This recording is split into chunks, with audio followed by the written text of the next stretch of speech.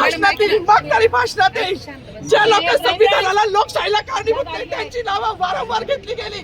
मग जो संविधानाला कारणीभूत आहे तो प्रजासत्ताक दिनाचा जो मानकरी आहे त्याचं नाव भाषणात का नाही?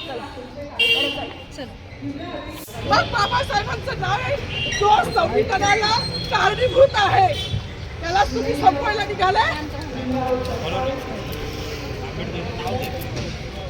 पालकमंत्र्यांची फार मोठी चूक आहे मॅडम, माफी मागणार नाही पण पालकमंत्र्यांनी ही चूक पदरात घ्यावी.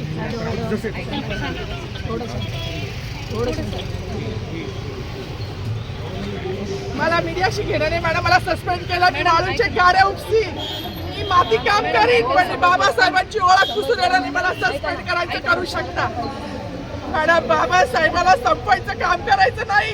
26 जानेवारी 15 ऑगस्ट मध्ये मी नाही मानत पण लोकशाही मॅडम तुम्ही सुद्धा संविधानामुळे आहात, पालकमंत्री सुद्धा पालकमंत्री संविधानामुळे आहे. कोणताही जाती भेद नाही, सगळी समानता त्यांनी दिली आहे. बाबासाहेबांचं नाव आता तरी भाषणातील मागणारी भाषणातील ज्या लोक संविधानाला लोकशाहीला कारणीभूत नाही त्यांची नावं वारंवार घेतली गेली. मग जो संविधानाला कारणीभूत आहे तो प्रजासत्ताक दिनाचा जो मानकरी आहे त्याचं नाव भाषणात का नाही?